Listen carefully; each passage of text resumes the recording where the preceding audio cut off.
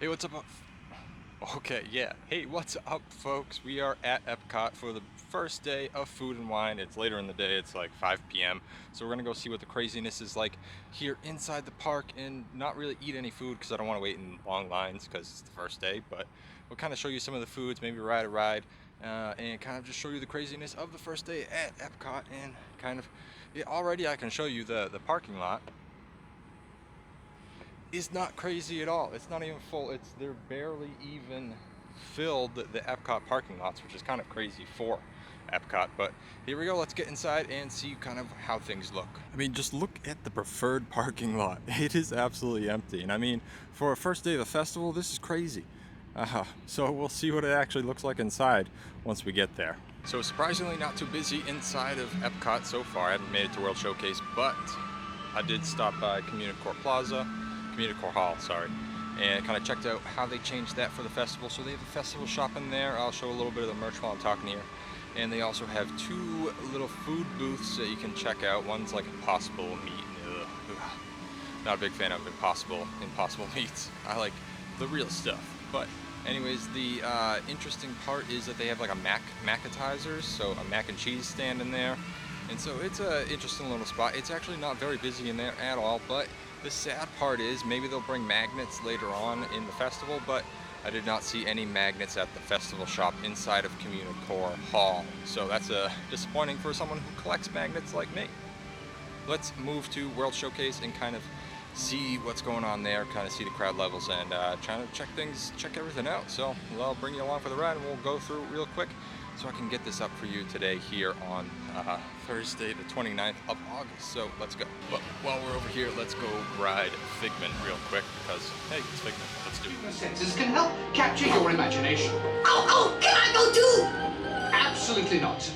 This is one of our discoveries, the figment of imagination. Yeah, I know all about the senses. There's sight, sound, smell, touch, coochie, and taste. Taste my chicken. Can I go? Please, please, please. No, I don't want you out of my sight. Out of sight? Okay. Come on, everybody. Here we go. Figment, you are not to interfere with the tour. Hello? Who is this? It's Figment. Figment? I thought I told you not to interfere. But you've got it wrong, Doc. It's not about listening with your ears. It's about listening with your imagination. Now I've completely lost my train of thought. No, you haven't. So, let the good times roll! Woohoo! You win 1 cent! Figment, don't! Figment, what is going on? You're turning this entire open house upside down. Upside down? Now you're talking! That's the best idea you've had all day! With just a spark of inspiration, I made my house. Now, here's a real open house. Come on in. So, what do you think? Is it going to be me? More than you can imagine. Doc, it's exactly what I imagined. And then So Figment was having some troubles there. We got stuck for a little while before the final scene where like the things drop down and you see all the crazy Figment stuff. And there was another scene where it just had no sound, no audio during like the eye exam part. So that was interesting. Poor Figment needs a little love and attention. So hopefully he gets it soon. So now we're in World Showcase. I'm gonna kind of walk around, kind of check out all the booths, see kind of what I would like after checking everything out. Maybe go look at the concert that's happening right now. You can hear it in the background maybe. And just kind of see everything. But so far what I'm seeing is not crazy lines. It's kind of like a normal Epcot day. I mean, before, some Food and Wines I've seen like an hour, 2 hour long line in Italy. So we'll see if that's happening. So let's go make our way around, kind of see the crowd, see everything happening, see all the goods and all the food. Just kind of have a good time. Firework crews are out, getting it done. Making sure we get a good show tonight. You can actually search around for the Remy's hidden throughout the festival. It's a fun little game with kids. Find the Remy's.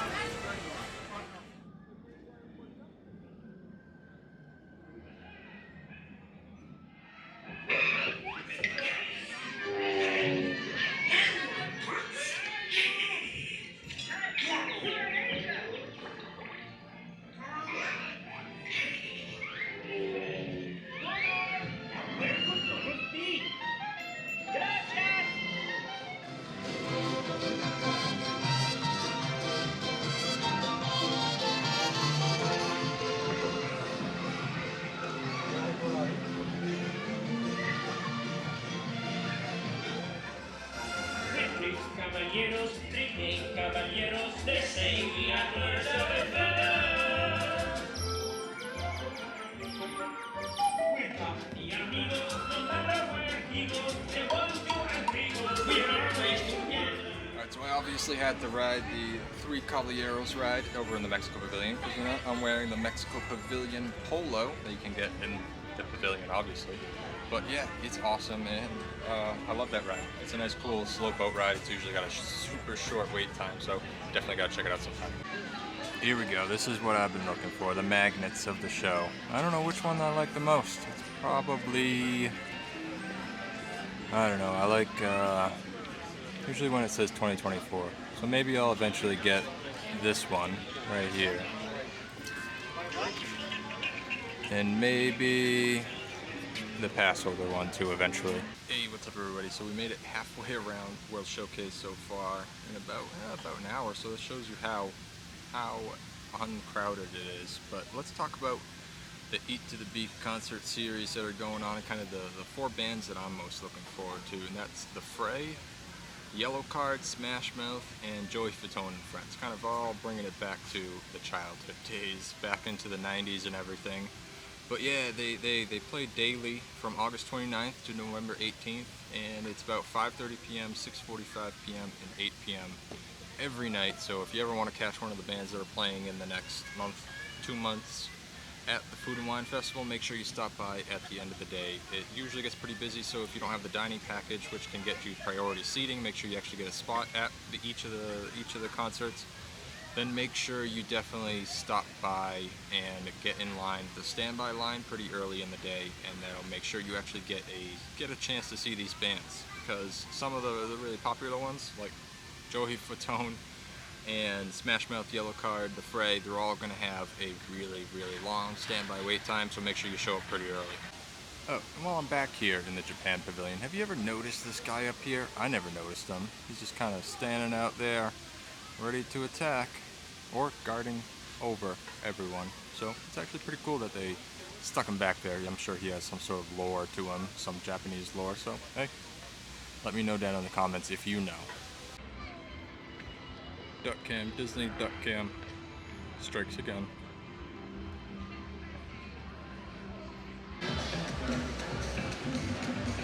Seems like they've also changed this too. I don't think they're doing Encanto right now. Doesn't seem like it, but so it doesn't look like they're doing Encanto right now. When I walked by earlier and I first checked out Communicore Hall, it wasn't Encanto going on. It was some other sort of show that was happening. Maybe it's the Locale. Not 100% sure, but it'd be sad if they actually cut Encanto during the Food and Wine Festival. Way back in, oh goodness, 1999, just before the millennia, when Epcot was doing the walls, the Leave a Legacy. Yep, my family came and we put our legacy on the wall. And obviously it's been moved since where it was originally placed, right in front of Spaceship Earth.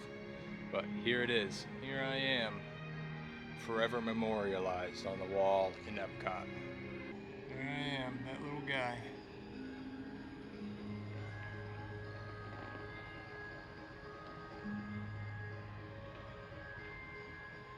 Yep, that's me, the one on the right. Alright, two things. Number one, if you want to get one of the festival packets, one of these books, you gotta stop at the front gates or the back gates. Yeah, you're not gonna find them anywhere throughout the park. At least I couldn't find them anywhere in the park. I checked all the stores, checked all the booths, and I literally couldn't find these passports for Food and Wine. Well, I found them at the front of the park where the maps were, but didn't find them anywhere else. So make sure when you come in, grab one before you go anywhere else. Wish I knew that, because I was hoping to kind of track it as I went through, but oh well. Second is that there's a lot of offerings at Food and Wine. A lot of drinks, a lot of food, and a lot of different options for you to choose from. Me, I found a few. I think it's gonna come down to Hawaii and their, I think it was a pulled pork slider. I think Australia had something that looked really good. There was one of the other sorts of, oh, that person's driving the wrong way. That is not the right way to drive. That's How did he even get in here? Okay. Yeah, there's no way to come up this road that he just came up, which is this way. Somehow he drove this way though, which makes no sense, but okay. Hey, sometimes people make their own rules. Don't ask me, bro. Yeah, so sidetrack. I think Australia, Hawaii. I was kind of disappointed by Italy. They usually have raviolis, but I didn't see any raviolis in the booth stand this time. So that's kind of disappointing. And then, what else did I kind of fancy my gaze? Let's see. Sorry, I was just crossing in front of a car, so I didn't want to get hit, you know? But, yeah. Oh goodness, almost got hit again. Alright, I had to stop filming in the parking lot because people were driving like maniacs through these lanes and they were flying, and I almost got hit literally like almost 4 times by 4 different cars in the span of like 2 minutes. So be careful, watch where you're walking in these parking lots. But let me talk about the food booths that I really liked and what I'm gonna try coming through the rest of this year, right? So first up, like I mentioned, was Australia, and Australia is the roasted lamb chop with mint pesto and crushed salt and vinegar potato chips. It looked quite good. So Australia is definitely on the list, and I'm gonna save number 1 for last. Number 1 I'm gonna save for last for you guys. Next is Germany, the bratwurst on a pretzel roll. That looked quite delicious when people were walking by with it. Smelled very good too. Next is the noodle exchange, the ramen with shaved beef. It reminds me of the time I went to Japan and I got a bunch of ramen while I was there, so gotta feel that nostalgia when I'm eating that one. And then we got Hawaii, which I probably the second highest on the list. Hawaii, slow roasted pork slider, sounds delicious. And it looked delicious too when people were walking by. And then number 1, saved the best for last, and it's a new booth this year. It's Bramblewood Bites, and they are cooking on out on the grills out there over fire. And all 3 options: the grilled cider brine pork tenderloin, the grilled bison, and the cast iron roasted Brussels sprouts and root vegetables, all looked absolutely amazing coming out of that booth. So that is probably my number 1 pick to try out for the Food and Wine Festival. Unfortunately, like I said, I think Italy really dropped the ball this year. I really like their raviolis, and they're quite good, but no raviolis this time, just some meatballs and some other stuff. So hey, if you have your own favorite booth that you want to try out, or that you think I should try out this go round, let me know. Leave it in the comment section down below. I'll talk to you guys next time.